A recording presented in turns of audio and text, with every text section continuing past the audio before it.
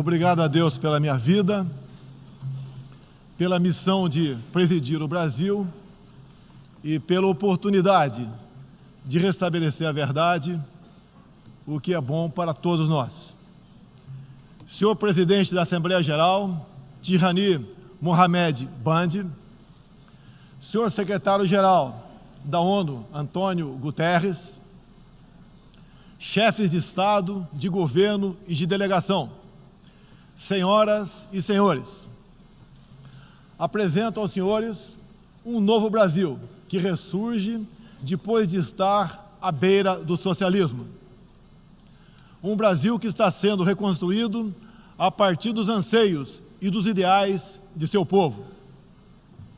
No meu governo, o Brasil vem trabalhando para reconquistar a confiança do mundo, diminuindo o desemprego, a violência e o risco para os negócios, por meio da desburocratização, da desregulamentação e, em especial, pelo exemplo.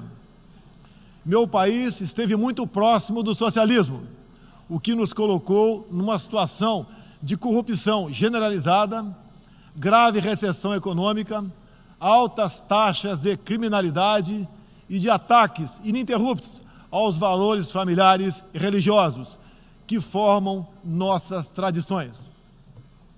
Em 2013, um acordo entre o governo petista e a ditadura cubana trouxe ao Brasil 10 mil médicos sem nenhuma comprovação profissional. Foram impedidos de trazer cônjuges e filhos. Tiveram 75% de seus salários confiscados pelo regime e foram impedidos de usufruir de direitos fundamentais como o de ir e vir. Um verdadeiro trabalho escravo, acreditem. Respaldado por entidades de direitos humanos do Brasil e da ONU. Antes mesmo de eu assumir o governo, quase 90% deles deixaram o Brasil, por ação unilateral do regime cubano. Os que decidiram ficar se submeterão à qualificação médica para exercer sua profissão. Deste modo, nosso país deixou de contribuir com a ditadura cubana, não mais enviando para Havana 300 milhões de dólares todos os anos. A história nos mostra que já nos anos 60, agentes cubanos foram enviados a diversos países para colaborar com a implementação de ditaduras. Há poucas décadas, tentaram mudar o regime brasileiro e de outros países da América Latina. Foram derrotados. Civis e militares brasileiros foram mortos e outros tantos tiveram suas reputações destruídas, mas vencemos aquela guerra e resguardamos nossa liberdade.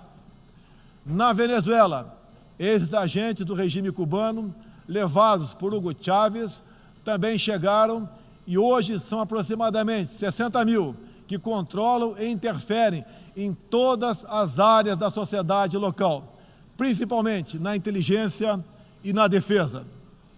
A Venezuela, outrora um país pujante e democrático, hoje experimenta a crueldade do socialismo. O socialismo está dando certo na Venezuela. Todos estão pobres e sem liberdade. O Brasil também sente os impactos da ditadura venezuelana. Dos mais de 4 milhões que fugiram do país, uma parte migrou para o Brasil, fugindo da fome e da violência. Temos feito a nossa parte para ajudá-los, através da Operação Acolhida, realizada pelo Exército Brasileiro e elogiada mundialmente. Trabalhamos com outros países, entre eles os Estados Unidos, para que a democracia seja restabelecida na Venezuela, mas também nos empenhamos duramente para que outros países da América do Sul não experimentem esse nefasto regime. O Foro de São Paulo, organização criminosa, criada em 90 por Fidel Castro, Lula e Chávez, para difundir e implementar o socialismo na América Latina, ainda continua vivo e tem que ser combatido. Senhoras e senhores, em busca de prosperidade, estamos adotando políticas que nos aproximem de países outros que se desenvolveram e consolidaram suas democracias. Não pode haver liberdade política sem que haja também liberdade econômica. E vice-versa. O livre mercado, as concessões e as privatizações já se fazem presentes hoje no Brasil. A economia está reagindo ao romper vícios e amarras de quase 2 décadas de irresponsabilidade fiscal, aparelhamento do Estado e corrupção generalizada.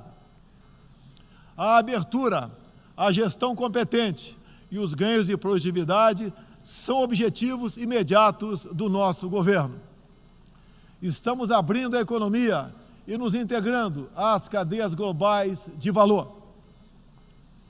Em apenas 8 meses, concluímos os 2 maiores acordos comerciais da história do país, aqueles firmados entre o Mercosul e a União Europeia, e entre o Mercosul e a Área Europeia de Livre Comércio, o EFTA.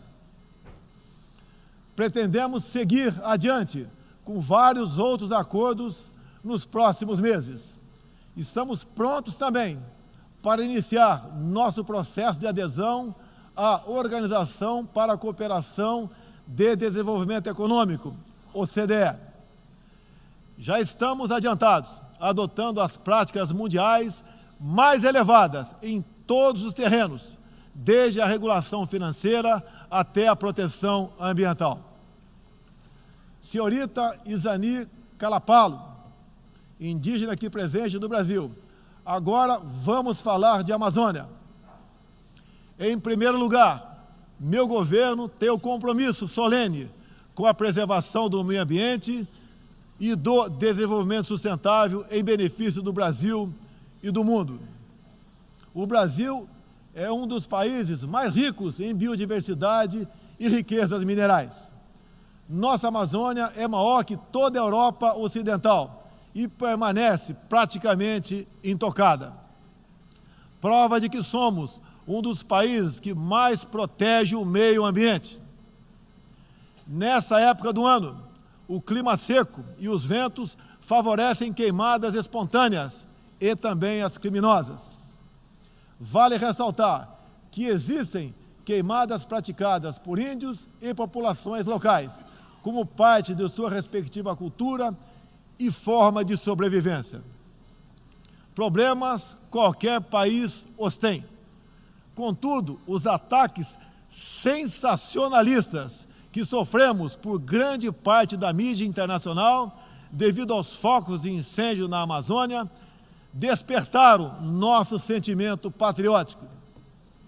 É uma falácia dizer que a Amazônia é patrimônio da humanidade e um equívoco, como atestam os cientistas, afirmar que a Amazônia, a nossa floresta, é o pulmão do mundo.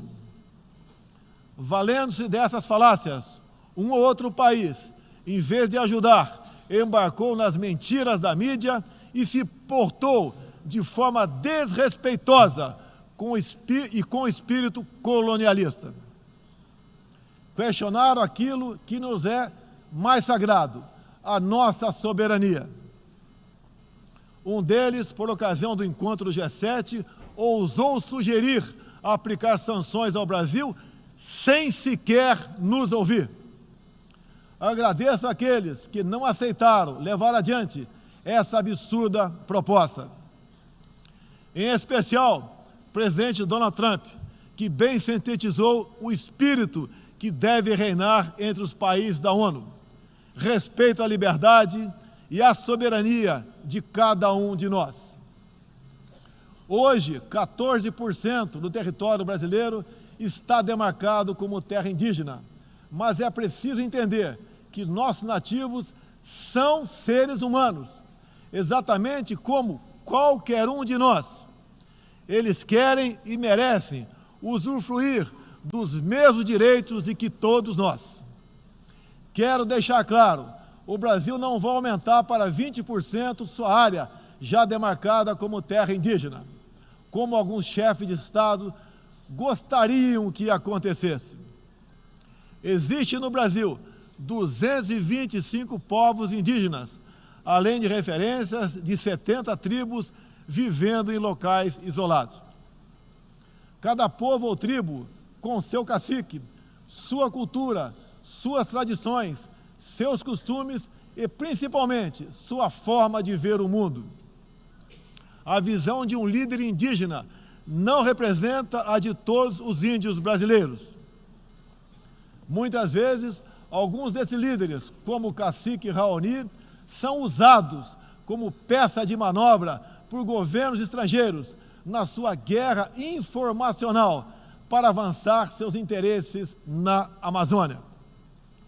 Infelizmente, algumas pessoas de dentro e de fora do Brasil, apoiadas por ONGs, teimam em tratar e manter nossos índios como verdadeiros homens das cavernas.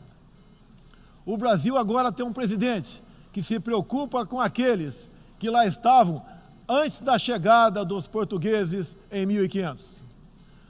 O índio não quer ser latifundiário, pobre em cima de terra rica, especialmente das terras mais ricas do mundo. É o caso das reservas Yanomami e Raposa Serra do Sol.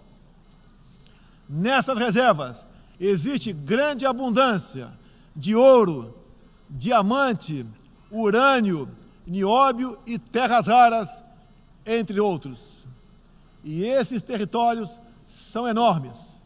A reserva Yanomami, sozinha, conta com aproximadamente 95 mil quilômetros quadrados, o equivalente ao tamanho de Portugal ou da Hungria, embora apenas 15 mil índios vivam nessa área. Isso demonstra que os que nos atacam não estão preocupados com o ser humano índio, mas sim com as riquezas minerais e a biodiversidade existentes nessas áreas. E para mostrar aos senhores que não existe uma autoridade única entre os índios, eu quero ler uma carta aqui de grande parte das comunidades indígenas endereçadas para os senhores. O grupo de agricultores indígenas do Brasil, formado por diversas etnias e com representantes por todas as unidades da federação, que habitam uma área de mais de 30 milhões de hectares no território brasileiro, vem respeitosamente perante a sociedade brasileira endossar apoio total e restrito à indígena Isani Calapalo, aqui presente, do Parque Indígena do Xingu, Mato Grosso, que a mesma possa, na Assembleia das Nações Unidas, em Nova York, Estados Unidos, externar toda a realidade vivida pelos povos indígenas do Brasil, bem como trazer à tona o atual quadro de mentiras propagado pela mídia nacional e internacional, que insistem em fazer dos povos indígenas do Brasil uma reserva de mercado, sem fim, atendendo interesses estrangeiros de países que ainda enxergam no Brasil uma colônia, sem regras e sem soberania.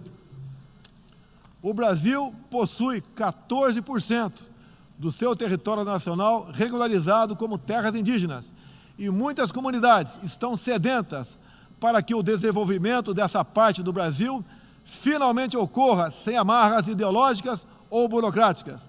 Isso facilitará o alcance de uma maior qualidade de vida nas áreas do empreendedorismo, saúde e educação. Uma nova política indigenista no Brasil é necessária. O tempo urge. Medidas arrojadas podem e devem ser incentivadas na busca pela autonomia econômica dos indígenas. Certamente que, se um conjunto de decisões vier nesse sentido, poderemos vislumbrar um novo modelo para a questão indígena brasileira. Um novo tempo para as comunidades indígenas é fundamental. A situação de extrema pobreza em que se encontram, sobrevivendo tão somente do Bolsa Família e de cestas básicas, nunca representou dignidade e desenvolvimento. O ambientalismo radical e o indigenismo ultrapassado e fora de sintonia com o que querem os povos indígenas representam o atraso, a marginalização e a completa ausência de cidadania. A realidade ora posta impõe que o mundo, na arena da Assembleia das Nações Unidas, possa conhecer nossos desejos e aspirações na voz da indígena Izani Kalapalo, que transmitirá o real quadro do meio ambiente e das comunidades indígenas brasileiras. Portanto, Izani Kalapalo goza de confiança e do prestígio da liderança indígena interessada em desenvolvimento, empoderamento e protagonismo, estando apta para representar as etnias relacionadas anexas, que são 52. Acabou o monopólio do senhor Raoni. A Organização das Nações Unidas teve papel fundamental na superação do colonialismo e não pode aceitar que essa mentalidade regresse a estas salas e corredores sob qualquer pretexto. Não podemos esquecer que o mundo necessita ser alimentado. A França e a Alemanha, por exemplo, usam mais de 50% de seus territórios para a agricultura. Já o Brasil usa apenas 8% de terras para a produção de alimentos. 61% do nosso território é preservado. Nossa política é de tolerância zero para com a criminalidade, aí incluídos os crimes ambientais. Quero reafirmar minha posição de que qualquer iniciativa de ajuda ou apoio à preservação da floresta amazônica ou de outros biomas deve ser tratado em pleno respeito à soberania brasileira. Também rechaçamos as tentativas de instrumentalizar a questão ambiental ou a política indigenista em prol de interesses políticos e econômicos externos, em especial os disfarçados de boas intenções. Estamos prontos para, em parcerias e agregando valor, aproveitar de forma sustentável todo o nosso potencial. O Brasil reafirma seu compromisso intransigente com os mais altos padrões de direitos humanos, com a defesa da democracia e da liberdade de expressão religiosa e de imprensa. É um compromisso que caminha junto com o combate à corrupção e à criminalidade, demandas urgentes da sociedade brasileira. Seguiremos contribuindo, dentro e fora das Nações Unidas, para a construção de um mundo onde não haja impunidade, esconderijo ou abrigo para criminosos e corruptos. Em meu governo, o terrorista Cesare Battisti fugiu do Brasil, foi preso na Bolívia e extraditado para a Itália. Outros 3 terroristas paraguaios e um chileno que viviam no Brasil como refugiados políticos também foram devolvidos aos seus respectivos países.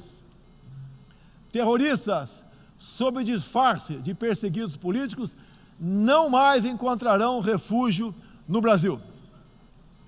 Há pouco, presidentes socialistas que me antecederam desviaram centenas de bilhões de dólares, comprando parte da mídia e parte do parlamento. Tudo por um projeto de poder absoluto. Foram julgados e punidos, graças ao patriotismo, perseverança e coragem de um juiz que é símbolo no meu país, o doutor Sérgio Moro, nosso atual ministro da Justiça e Segurança Pública. Esses presidentes também transferiram boa parte desses recursos para outros países, com a finalidade de promover e implementar projetos semelhantes em toda a região. Essa fonte de recursos secou. Esses mesmos governantes vinham aqui todos os anos e faziam descompromissados discursos com temas que nunca atenderam aos reais interesses do Brasil, nem contribuíram para a estabilidade mundial. Mesmo assim, eram aplaudidos. Em meu país, tínhamos que fazer algo a respeito dos quase 70 mil homicídios e dos incontáveis crimes violentos que anualmente massacravam a população brasileira. A vida é o mais básico dos direitos humanos. Nossos policiais militares eram o alvo preferencial do crime. Só em 2017, cerca de 400 policiais militares foram cruelmente assassinados. Isso está mudando. Medidas foram tomadas e conseguimos reduzir em mais de 20% o número de homicídios nos 6 primeiros meses do meu governo. As apreensões de cocaína e outras drogas atingiram níveis recorde. Hoje o Brasil está mais seguro e ainda mais hospitaleiro. Acabamos de estender a isenção de vistos para países como Estados Unidos, Japão, Austrália e Canadá. E estamos estudando adotar medidas similares para a China e Índia, entre outros. Com mais segurança e com essas facilidades, queremos que todos possam conhecer o Brasil, em especial a nossa Amazônia, com toda a sua vastidão e beleza natural. Ela não está sendo devastada e nem consumida pelo fogo, como diz mentirosamente a mídia. Cada um de vocês pode comprovar o que estou falando agora. Não deixe de conhecer o Brasil. Ele é muito diferente daquele estampado em muitos jornais e televisões. A perseguição religiosa é um flagelo que devemos combater de forma incansável. Nos últimos anos, testemunhamos em diferentes regiões ataques covardes que vitimaram fiéis congregados em igrejas, sinagogas e mesquitas. O Brasil condena energicamente todos esses atos e está pronto a colaborar com outros países para a proteção daqueles que se veem oprimidos por causa de sua fé. Preocupam o povo brasileiro, em particular, a crescente perseguição, a discriminação e a violência contra missionários e minorias religiosas em diferentes regiões do mundo. Por isso, apoiamos a criação do Dia Internacional em memória das vítimas de atos de violência baseados em religião ou crença. Nessa data, recordaremos anualmente aqueles que sofrem as consequências nefastas da perseguição religiosa. É inadmissível que, em pleno século XXI, com tantos instrumentos, tratados e organismos com a finalidade de resguardar direitos de todo tipo e de toda sorte, ainda haja milhões de cristãos e pessoas de outras religiões que perdem sua vida ou sua liberdade em razão de sua fé. A devoção do Brasil à causa da paz se comprova pelo sólido histórico de contribuições para as missões da ONU. Há 70 anos, o Brasil tem dado contribuição efetiva para as operações de manutenção da paz das Nações Unidas. Apoiamos todos os esforços para que essas missões se tornem mais efetivas e tragam benefícios reais e concretos para os países que as recebem. Nas circunstâncias mais variadas, no Haiti, no Líbano, na República Democrática do Congo, os contingentes brasileiros são reconhecidos pela qualidade de seu trabalho e pelo respeito à população, aos direitos humanos e aos princípios que norteiam as operações de manutenção de paz. Reafirmo nossa disposição de manter contribuição concreta às missões da ONU, inclusive no que diz respeito ao treinamento e à capacitação de tropas, área em que temos reconhecida experiência.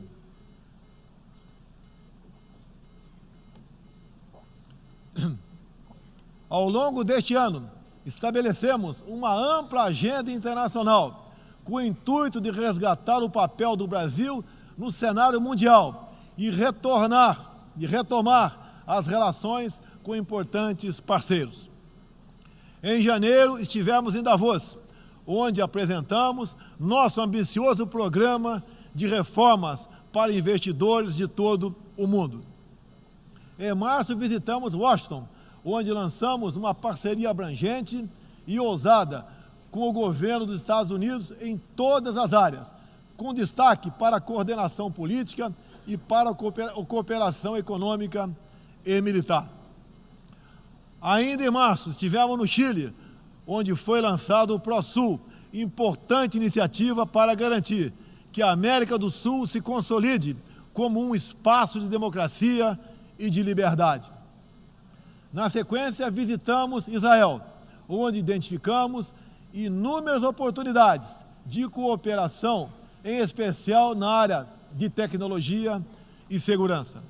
Agradeço a Israel o apoio no combate aos recentes desastres ocorridos em meu país. Visitamos também um de nossos grandes parceiros no Cone Sul, a Argentina, com o presidente Maurício Macri e nossos sócios do Uruguai e do Paraguai, afastamos do Mercosul a ideologia e conquistamos importantes vitórias comerciais, ao concluir negociações que já se arrastavam por décadas. Ainda este ano, visitaremos importantes parceiros asiáticos, tanto no Extremo Oriente quanto no Oriente Médio. Essas visitas reforçarão a amizade e o aprofundamento das relações com Japão, China, Arábia Saudita, Emirados Árabes e Catar. Pretendemos seguir o mesmo caminho com todo o mundo árabe e a Ásia. Também estamos ansiosos para visitar nossos parceiros e amigos na África, na Oceania e na Europa.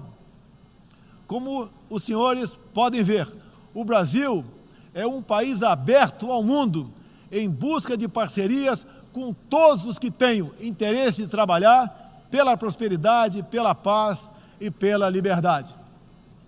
Senhoras e senhores, o Brasil que represento é um país que está se reerguendo, revigorando parcerias e reconquistando sua confiança política e econômica. Estamos preparados para assumir as responsabilidades que nos cabem no sistema internacional. Durante as últimas décadas, nos deixamos seduzir, sem perceber, por sistemas ideológicos de pensamento que não buscavam a verdade, mas o poder absoluto.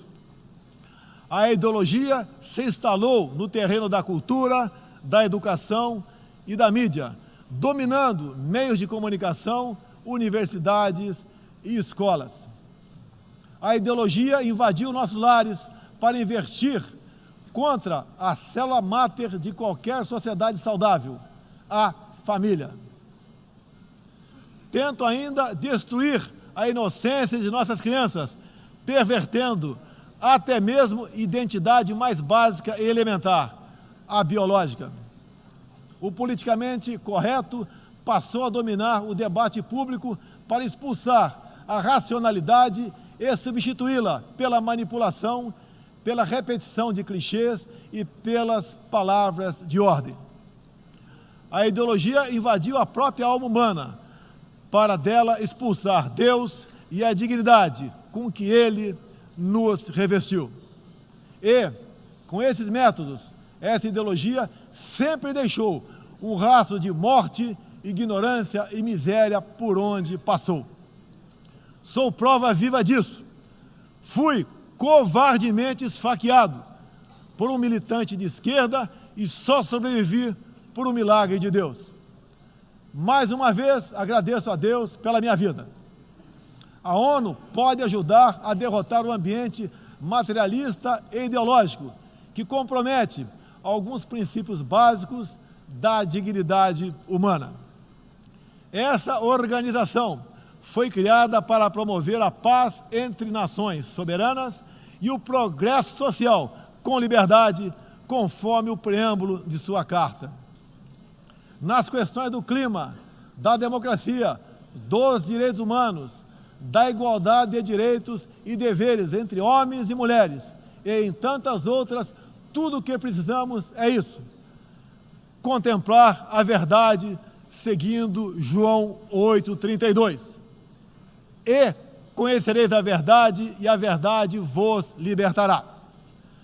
Todos os nossos instrumentos, nacionais e internacionais, devem estar direcionados, em última instância, para esse objetivo. Não estamos aqui para apagar nacionalidades e soberanias, em nome de um interesse global abstrato. Esta não é a organização do interesse global, é a Organização das Nações Unidas. Assim deve permanecer, com humildade e confiante no poder libertador da verdade. Estejam certos de que poderão contar com este novo Brasil, que aqui apresento aos senhores e senhoras. Agradeço a todos pela graça e pela glória de Deus. Meu muito obrigado.